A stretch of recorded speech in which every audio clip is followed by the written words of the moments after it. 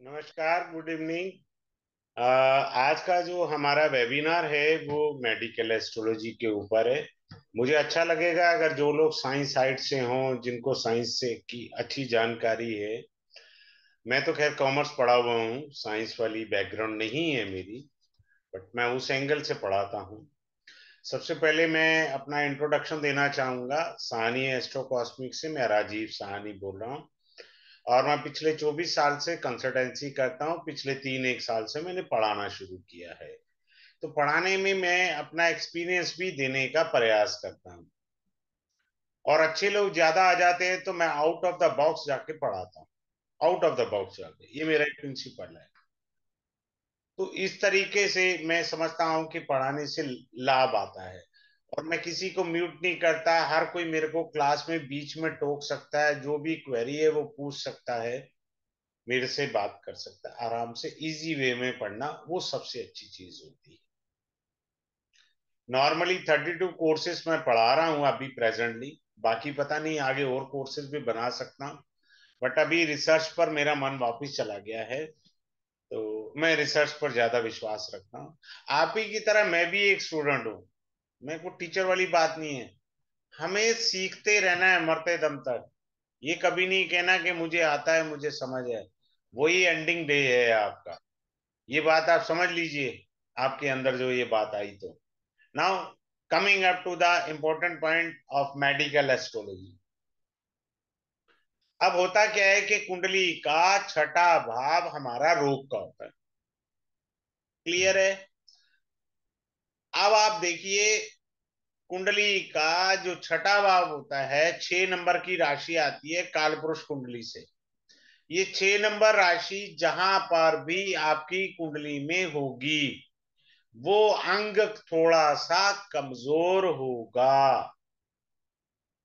फिर से रिपीट कर रहा हूं, कालपुरुष कुंडली की कन्या राशि आपकी कुंडली में जहां पर भी आएगी, वो अंग में थोड़ा सा वीकनेस होगा। अगर पाप प्रभाव है तो रोग प्रकट हो गया, भाई सीधी बात है। इसमें कोई दिक्कत ही नहीं है। समझ रहे हैं आप? सिंपल सी थ्योरी समझिए आप। अब आप जैसे 12 भावों को पढ़ते हैं, हम 12 भावों को पहले पढ़ते हैं बड़े आराम से। कैसे पढ़ते हैं 12 भावों को? हम ऐसे पढ़ते हैं, देखिएगा ध्यान से।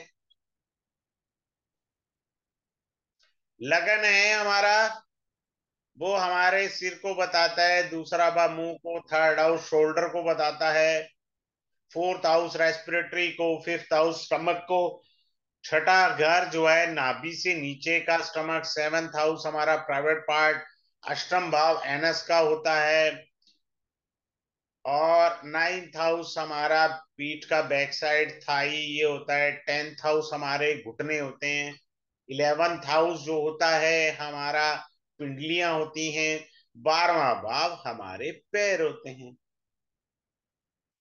अब बड़े ध्यान से आप सीखिए, रोग कैसे प्रकट हो जाते हैं।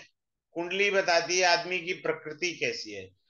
से someone is born in Aries ascendant, मेष राशि में जन्म लिया, मंगल बैठ गया, अजी पंचमा पुरुष राजयोग है, वेरी गुड, बहुत अच्छा। ये जो मेष राशि है, ये अग्नि तत्व की राशि है भाई साहब। अग्नि तत्व की राशि है, और इसमें मंगल बैठा है, जो कि अग्नि तत्व का ग्रह है। तो आदमी को मजा ही नहीं आएगा मिर्च मसाले के बिना। वो स्पाइसी खाना खाएगा ही खाएगा। सिंपल सी बात, ऐसे सीखिए। अग्नि तत्व के ग्रह होते हैं सूर्य और मंगल। ये अग्नि तत्व के हैं, फायर। शनि कौन होता है? शनि होता है वात रोग को जन्म देने वाला। चाहे कुंडली में तुला राशि का शनि हो और उसकी दशा आ जाए, तो आपको पक्का वात रोग यानी गैस्ट्रिक प्रॉब्लम आएगी ही आएगी।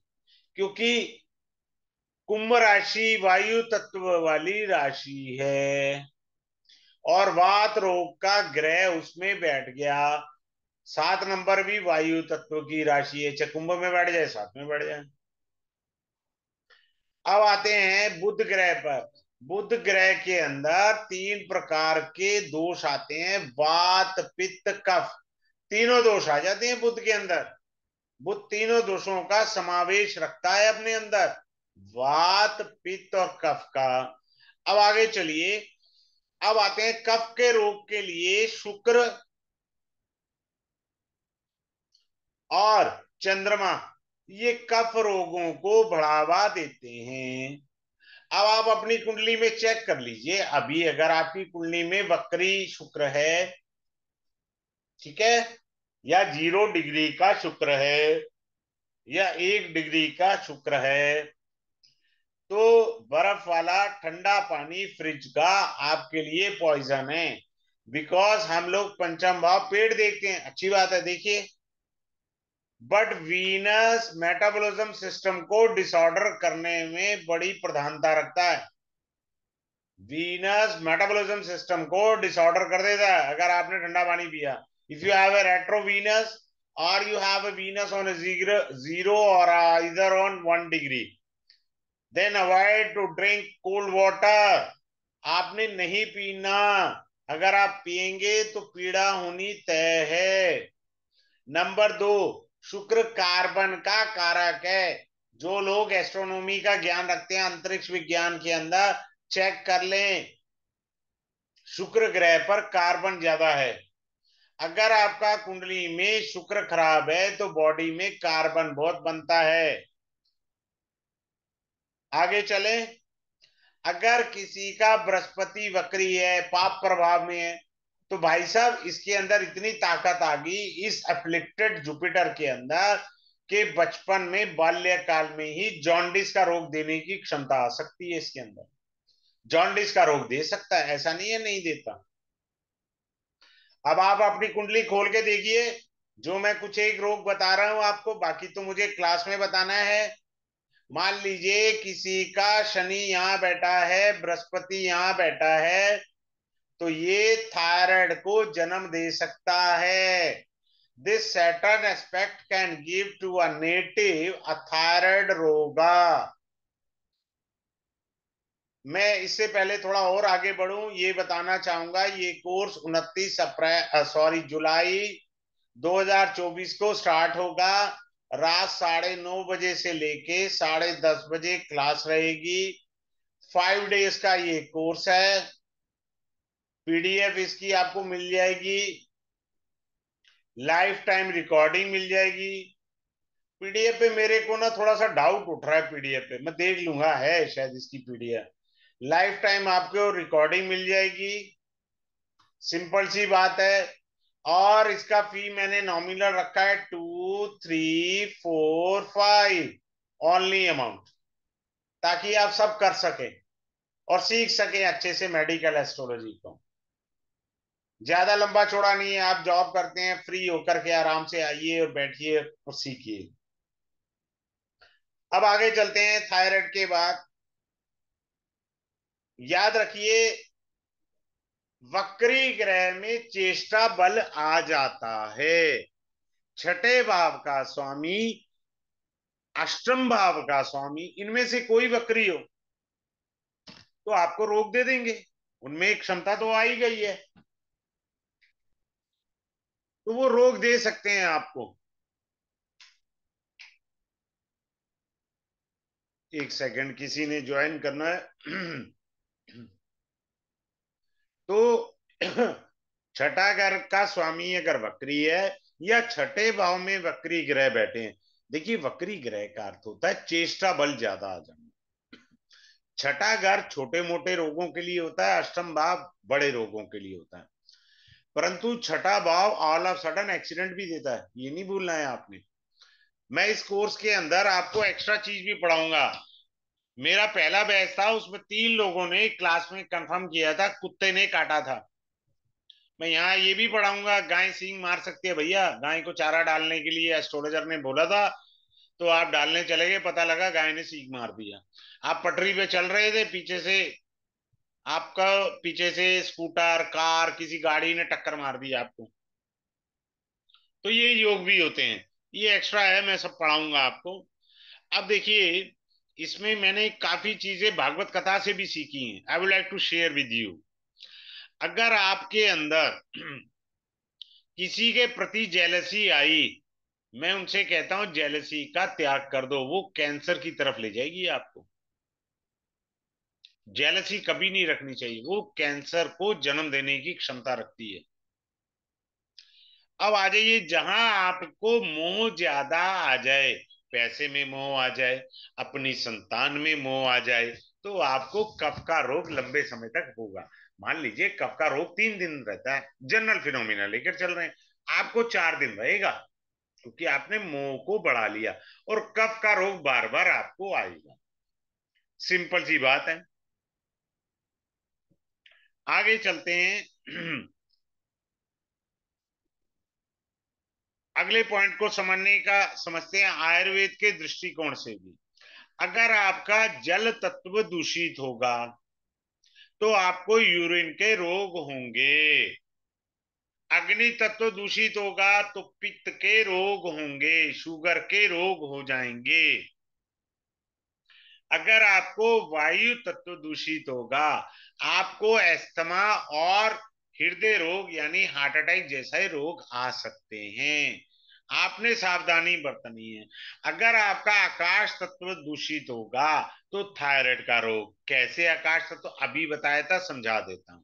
देखिए आकाश तत्व को समझिए। शनि है, अभी दिखाया था मैंने, उसकी दृष्टि बृहस्पति पे। बृहस्पति आकाश तत्व है, और शनि की दृष्टि ने आकाश तत्व को अनबैलेंस कर दिया, तो आदमी को थायराइड हो सकता है। मेल हो या फीमेल हो, बात अलग है, हमें उसमें नहीं देखना है। हमें तो सीधा सा देखना है कि थायराइड रोग आने की संभावना है। अब मान लीजिए शनि यहां बैठा है, जुपिटर यहां बैठा है, कोई दृष्टि संबंध नहीं है, कोई नक्षत्र संबंध नहीं है, फिर भी थायराइड है।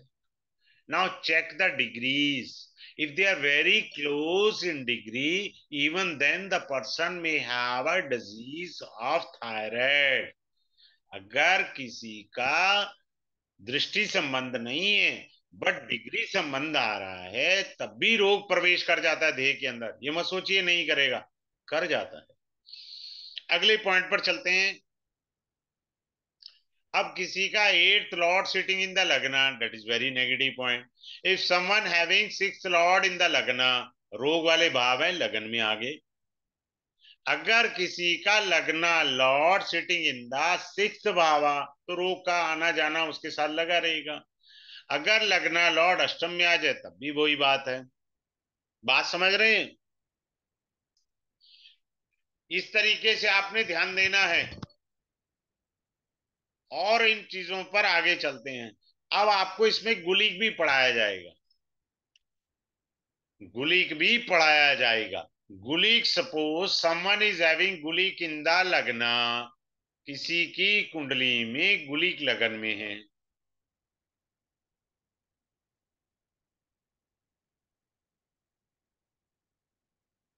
गुलिक जो है लगन में आ गया, तो आदमी को रोग देने की क्षमता आ गई। क्यों आ गई गुलिक में? गुलिक एक उपग्रह है। गुलिक क्या है आपका? कहाँ बैठा है? लगन में। लगन क्या है? आपकी बॉडी, असेंडेंट। लगना मीन्स माइंड बॉडी, मैं मेरा शरीर। अगर गुली लगन में बैठा है तो वो रोग देगा। कौन रोग देगा? जो ग्रह गुली के साथ बैठा है। अब आप कह रहे हैं जी मेरा तो कोई ग्रह नहीं बैठा, तब भी रोग आता है। सॉरी। आगे चलते हैं। अब आप बड़े ध्यान से सीखना, मैं क्लास में पढ़ाऊंगा।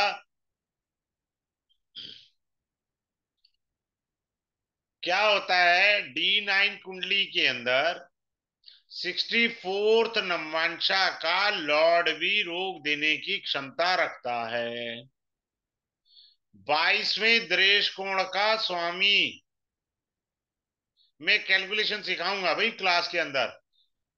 अगर इन दोनों की युति है तो बैंड बाजा पूरा बजाएंगे। अब ये इफ समर, सपोज किसी का एक ही ग्रह निकल आए, सपोज किसी का वीनस निकल आया, who is the lord of 64 navamsha. And secondly it is also 22वां दृष्टिकोण का भी लॉर्ड वीनस निकल आया। तो जब जब वीनस की एमडी एडी पीडी कुछ भी आएगी, आपको हेल्थ इशू तगड़े आएंगे। इतनी आसानी से ओवरकम नहीं होगा, क्योंकि वो 64 नमांशा और 22वें दृष्टिकोण के भी स्वामी हैं। And secondly I will teach you, here we are taking about that someone is born in such kind of an lagna.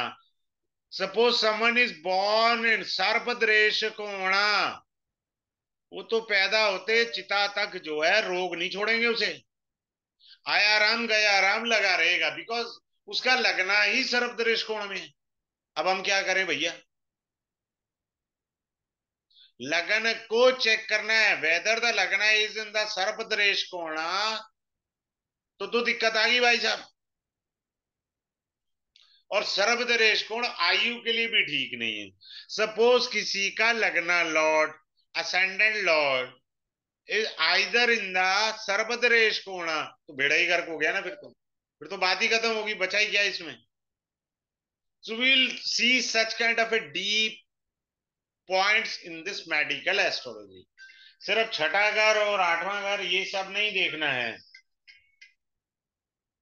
मैं अभी क्लास ले रहा हूं, मैं क्लास ले रहा हूं।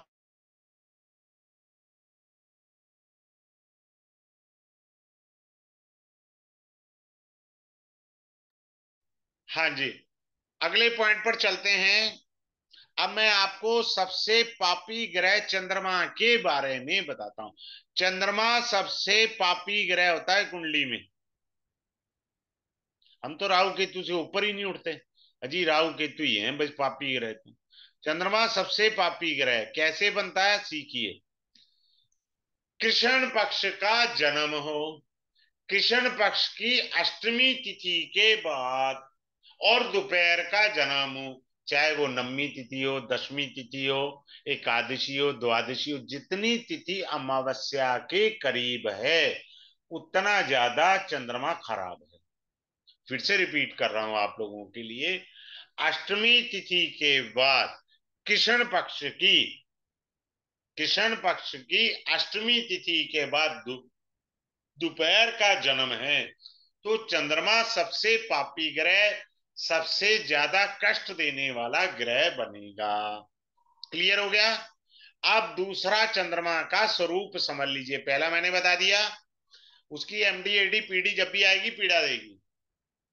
Suppose someone is having sun is on say like say 21 degree and someone is having moon at say 17 or 18 degree, they are very close in the degree. Now this moon is also bad in your kundi, gives a very negative result, keep it in mind.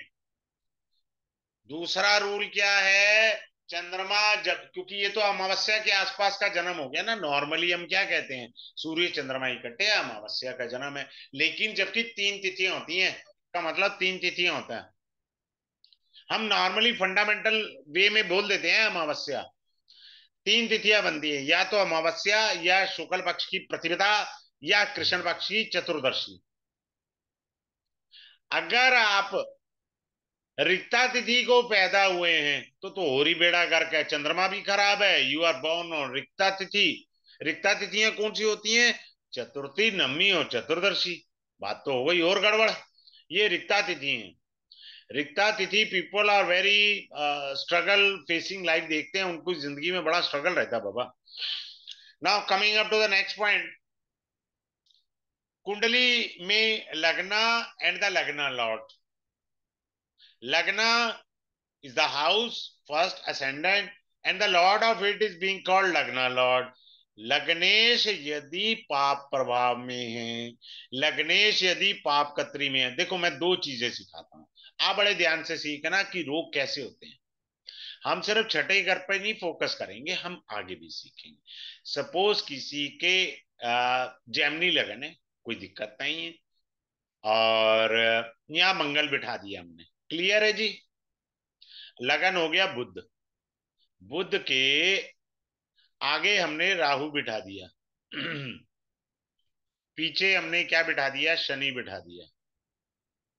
ये पाप कतरी योग भी बन गया बुध का, पहला point. दूसरा पॉइंट, लगन में भी पापी ग्रह है, जो कि मंगल छठे घर का लॉर्ड है, वो सिटिंग इन द लगना। भाई साहब, हेल्थ इशू तो जा ही नहीं सकते इस जन्म में। You are born. देखो, आप गीता प्रेस, मैंने जो रिसर्च करी है ना, मैं ग्रंथ बता देता हूं। मैंने भागवत कथा पढ़ी है, भागवत कथाएं सुनी है, लाइव कथाएं सुनी है, वहां से फिनोमिना कुछ उठाए हैं ऐसे। आप गीता प्रेस गोरखपुर की रोग वाली ग्रंथ ले लीजिए, बहुत मोटा आता है। उसके अंदर स्पष्ट लिखा हुआ है, पूर्व जन्म कृतम पापम व्याधि रूपेण बाध्यते। पूर्व जन्म के किए हुए पापों के कारण हमको रोग आते हैं। उसमें स्पष्ट लिखा हुआ है। हो सकता है मेरे उच्चारण में गलती हो, लेकिन मेरा भाव सटीक है। भाव ये है कि पूर्व जन्म के कर्मों के कारण हमको रोग भी आते हैं। तो जिनको चेक करना हो तो वो गीता प्रेस गोरखपुर का ग्रंथ पढ़ ले, उसमें स्पष्ट लिखा हुआ है। आगे चलते हैं। अब हमको दूसरा क्या देखना है, आपके त्रिकोण भाव। त्रिकोण भाव कौन से होते हैं? लगन, पंचम भाव और नवम भाव। दिस इज योर असेंडेंट लगना, this is your fifth house, this is your ninth house. भाई साहब, इनमें से किन्हीं दो में पापी ग्रह आ जाएं तब भी हेल्थ इशू आते हैं, और वो आना जाना लगा रहेगा। और किसी के तीनों में ही पापी ग्रह का समन्वय हो जाए, फिर तो जय श्री राम, फिर तो मैं कुछ नहीं कर सकता भैया। बात क्लियर? सिंपल सी बात है। अब आ जाइए, कालपुरुष कुंडली से कन्या राशि हुई। अब आपने एक तो बुध को देखना है, कहां बैठा है आपकी कुंडली में, वहां दिक्कत देगा। कम या ज्यादा वो अलग है, वो क्लास में पढ़ाऊंगा। पाप प्रभाव है तो थोड़ी ज्यादा दिक्कत, कम प्रभाव है तो कम दिक्कत, सीधी बात है। अगले पॉइंट पे, नाउ सी, आपका कोई भी लगन है। Suppose someone is born in Leo ascendant, 6, 7, 8, 9, 10। एक तो इसने रोक देना है, क्योंकि कन्या राशि कालपुरुष की सेकंड हाउस में आई।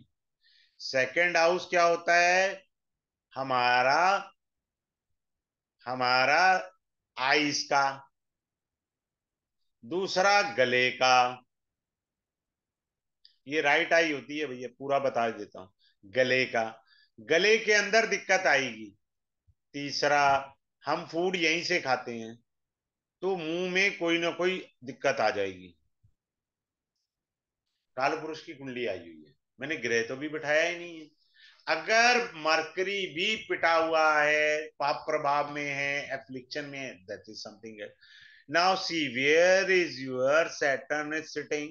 Suppose someone saying that my Saturn is sitting in the 10th bhava. So see, 10th house represent knee. तो आदमी को घुटनों में दिक्कत होगी। समझ रहे हैं मेरी बात? क्योंकि 10वां भाव घुटनों को रिप्रेजेंट करता है। भाव से ही तो ग्रह रोग देगा, और कैसे देगा? ग्रह कैसे रोग देगा? भाव से रोग प्रकट होते हैं, ऐसे नहीं होते। आगे चलते हैं। देखिए, आपके एक तो ग्रह गलत जगह बैठे हैं, अभी जैसे मैंने शनि बिठाया 10th हाउस में, क्लियर है। और आपको मार्केश की दशा चल रही है। ज्यादातर आपके जो ग्रह पीड़ित होते हैं, जब मार्केश ग्रह की महादशा हो और अंतरदशा पीड़ित ग्रह की आ जाए, तब पीड़ा रोग की सर्वाधिक होगी। You will find too much problem to get cure very soon. तो वो दिक्कत आनी ही आनी है। अब आपको मैं सिंपल सा बताता हूं। कोई केतु के नक्षत्र में पैदा हुआ है, अश्विनी मघा मूला, ये केतु के नक्षत्र हैं, राइट। और उसमें मंगल की, केतु की महादशा हो, मंगल की अंतरदशा हो, बात समझ रहे हैं? पीड़ा आएगी आएगी। अब मान लीजिए कोई मंगल की नक्षत्र में पैदा हुआ हो, मंगल के मृगशिरा नक्षत्र जैसे मान लीजिए हमने कहा, और उसमें केतु की अंतरदशा आ जाए, मंगल की कोई, या केतु की महादशा हो, मंगल की अंतरदशा आ जाए, या किसी और ग्रह की महादशा हो, उसमें मंगल और केतु की अंतर और प्रत्यंतर दशा आ जाए, तब रोग दिक्कत देगा। रोग आएगा कब ना, हमें समझ कैसे आएगी, मैं काफी हद तक बता रहा हूं, क्लास में तो मैं बहुत सूक्ष्म बताऊंगा। आगे चलते हैं। आप चेक करिए, जब जब चंद्रमा गोचर में छठे, आठवें, 12वें भाव में गोचर करता है, you feel uncomfort. What I said, you feel uncomfort. आप अपने आप को कंफर्ट महसूस नहीं करते। अगर उस दौरान आपकी दशाएं अनुकूल नहीं है, चंद्रमा का गोचर है, आपको रोग से पीड़ा है, तो पीड़ा का वेग बढ़ा देगा चंद्रमा, क्योंकि 6 8 12 में गोचर कर रहा है, विपरीत भावों में चंद्रमा, अनुकूल भाव नहीं है उसके। समझ रहे हैं आप? सिंपल सी चीज, हमने सूत्र कैसे पढ़ना है, सूत्र को जब तक नहीं सीख पाएंगे, नहीं समझ पाएंगे, इंटरप्रिटेशन करना उतना ही कठिन होता है, क्योंकि हमने सूत्र तो समझे नहीं, सीधा इंटरप्रिटेशन पर जाने का प्रयास करते हैं। देखो, आपको हर चीज आ जाएगी, बशर्ते आपको सूत्र पकड़ने आने चाहिए। अब मैं आपको एक बड़ी अच्छी टेक्निक सिखाने जा रहा हूं, और ध्यान से सीखिए। मान लीजिए यहां बुध बैठा है आपका, और यहां नीच का चंद्रमा है। अब चंद्रमा की तो एक ही दृष्टि होती है, सेवंथ एस्पेक्ट मीन। बात क्लियर है? सिंपल सा। ये बंदे को, मेरे पास क्लाइंट है, वो ठीक हो गया था, गंगाराम में ट्रीटमेंट चल रहा था, तो मेरे से फोन पे बात हुई, तो मैंने कहा आ जाओ यार मेरे ऑफिस, तो let's see and see your chart and find out the result. उनको हाइड्रोथोरेक्स था, यानी हाइड्रोथोरेक्स का मतलब होता है लंग्स में पानी भर जाना, फेफड़ों में पानी भर जाना। Some time it gives pyothorax. Pyothorax रोग भी हो सकता है व्यक्ति को। पायोथोरेक्स का मतलब होता है मवाद या इंफेक्शन हो जाना लंग्स में। थर्ड क्या होगा, हाइड्रोन्यूमोथोरेक्स भी हो सकता है इस केस में। हाइड्रोन्यूमोथोरेक्स क्या होता है, फेफड़ों में वायु का भर जाना, लंग्स में हवा का भर जाना। चौथा क्या होगा, हीमोथोरेक्स हो जाएगा। हीमोथोरेक्स का मतलब है लंग्स में खून का जम जाना, खून का भर जाना। इस प्रकार से पढ़ना है हमने, रेवड़ी वाला नहीं पढ़ना, मेडिकल एस्ट्रोलॉजी। आगे बढ़े। अब होता क्या है, बड़े ध्यान से सीखिए। वो कोई गुजर जाता है ना, हम कहते हैं पंडित जी पंचंग तो नहीं लगा, शमशान भूमि में जाके वो मेरे ताऊ ऑपरेशन में देख ले, पंचंग तो नहीं लगा हुआ। भैया 5 बार ऑपरेशन तो नहीं होगा, लेकिन ऑपरेशन खराब हो जाएगा। हम उस पर ध्यान ही नहीं दे रहे। वहां शमशान भूमि में जरूर पूछेंगे कि जी पंचक तो नहीं लगा पंडित जी। अरे भैया ऑपरेशन में भी तो देख ले, दिन वार तिथि चेक तो कर ले ऑपरेशन का। वो हमने देखना नहीं है। अब एक सुदर्शन चक्र पद्धति से भी आप देख सकते हैं, मैं सिखा देता हूं। सुदर्शन चक्र पद्धति हर जगह इस्तेमाल कर सकते हैं आप। मैं सिखा देता हूं, सुदर्शन चक्र पद्धति बहुत आसान होती है, एक सांस का पॉइंट है। लगन से छठा घर देखिए, जहां आपका सूर्य बैठा है वहां से छठा घर देखिए, ये बना सूर्य से छठा घर, ये लगन से छठा घर। मान लीजिए आपका चंद्रमा जो है यहां बैठा है, अब चंद्रमा से छठा घर ये बना। अब इन तीनों भावों पर किसी एक कॉमन ग्रह का प्रभाव निकल आता है, या दो ग्रहों का ज्यादातर वो ग्रह सदैव पीड़ा देंगे। कैसे, एक ही ग्रह भी हो सकता है, क्योंकि देखिए सूर्य और चंद्रमा को छोड़ के हर ग्रह की दो राशियां होती है ना, तो दूसरी राशि भी तो वहां आ सकती है ना। तीसरा क्या पॉइंट है, वो ये पॉइंट है कि उसका नक्षत्र से संबंध भी हो गया, तो हो गई गड़बड़ बिल्कुल। तो सुदर्शन चक्र पद्धति आप हर जगह हर रूल में अप्लाई कर सकते हैं, बहुत सिंपल है। अब आप देखिए, अगर गुलिक के साथ बाधक पति बैठ जाए, क्या बोला मैंने, गुलिक और बाधक पति, तो बैंड बज गया रोग के अंदर, ये बता देता हूं। किसकी दशा में बैंड बजेगा? बाधक पति की दशा में। गुलिक, एक तो ना स्क्रीन पर टीवी आ जाता है, ये जूम वालों का फालतू की चीज डाल रखी है। गुलिक प्लस बाधक पति, भाई साहब बैंड बज जाएगा। गुलिक का तो काम ही है रोक देना।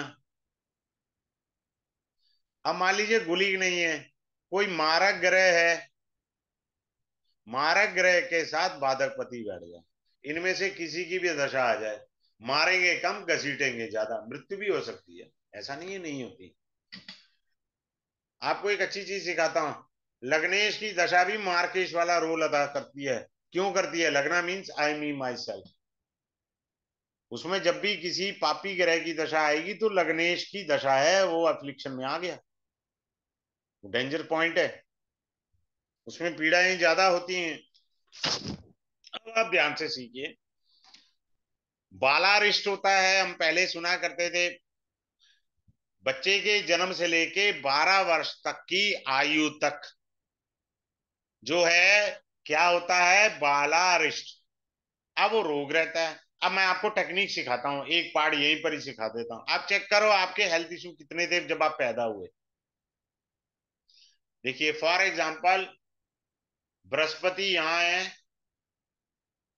चंद्रमा यहाँ है, या मान लो चंद्रमा यहाँ है, ये चंद्रमा पर बृहस्पति की दृष्टि नहीं आ रही, कोई दृष्टि नहीं है, नो दृष्टि, यहाँ पे भी नो दृष्टि, तो ये बच्चा 12 वर्ष की आयु तक डॉक्टर की ज्यूरिडिक्शन में रहेगा, बात खत्म।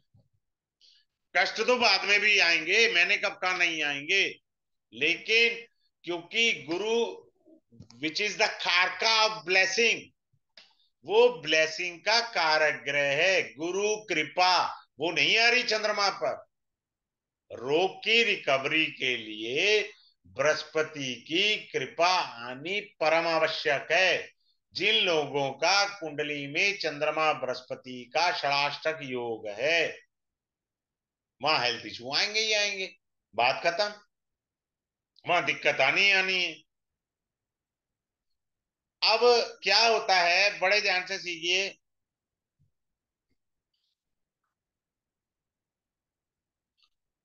हम सेवंथ हाउस को हल्के में लेते हैं, ये मृत्यु का भाव इसको पढ़ते हैं। मृत्यु देने की ताकत सेवंथ हाउस में बैठे ग्रह या सेवंथ लॉर्ड में होती है। आप पूछेंगे जी ऐसा क्यों कह रहे हैं आप? सेवंथ हाउस मारक भाव है, पहला दोष। दूसरा, ये मृत्यु का 12वां घर है भैया, निकलने का पतली गली का, 12th हाउस है मृत्यु का। ये तो समाप्ति क्या मीनिंग बता रहा है, ये कह रहा है समाप्ति है यहाँ पे, समाप्ति पीछे वाला ग्रह और पीछे वाले भाव का लौट कराएगा, ना कि कोई और कराएगा। Now coming up to the another one point, Mercury which is the कारका ऑफ सोराइसिस और अर्टिकेरिया, मरकरी जो है अर्टिकेरिया और सोराइसिस का कारक है, ये आप नहीं समझिए कि नहीं है,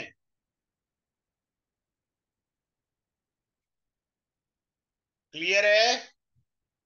ये मरकरी जो है बहुत सारे रोग देने की क्षमता रहता है, हमें सिर्फ इतना ही पता है मरकरी इज द कारक ऑफ नर्वस सिस्टम, पर हमें कितनों को पता है कि मरकरी अर्टिकेरिया और सोराइसिस के भी रोग देता है? I teach you in the class with the charts. ऐसा नहीं है थ्योरेटिकल पढ़ाना है, थ्योरी तो वैसे भी नहीं पढ़ा सकता, मेरे बस का ही नहीं है। आगे चलते हैं। अब जैसे नाड़ी का एक सूत्र बताता हूं, मंगल और राहु, नाड़ी कहती है अनइवन टीथ, अनइवन टीथ, जिसकी कुंडली में मंगल राहु की युति हो या मंगल को राहु देख ले, तो मेरे पास जब क्लाइंट आता है ना, तो मैं उससे कहता हूँ आर सीटिंग हो गई। अब कुछ लोगों को पता नहीं होता ना आर सीटिंग। आर सीटिंग का मतलब होता है रूट कनाल होना, कीड़ा लग जाना दांत में, आर सीटिंग हो जाना। एक ये हो गया। कई सारे सूत्र हैं, ऐसा नहीं है। अब दूसरा सूत्र आता है, if someone having Saturn and Ketu that also give you teeth problem. और लाल किताब कहती है mercury gives you teeth problem. तो अलग जगह अलग अलग सूत्र हैं, I teach you all of the things in the class itself. तो उसमें आप चिंता नहीं करें कौन सी चीज कहाँ है कहाँ नहीं है, हम उन चीजों को समझेंगे। अब अगले पॉइंट पर आते हैं। अब मैं एक डीप चीज पढ़ाने लगा हूं, कृपया करके ध्यान से सीखना, बड़े ध्यान से सीखना। और ये क्लास में मैंने पढ़ाना है, इसको मैं क्लास में जरूर पढ़ाता हूं।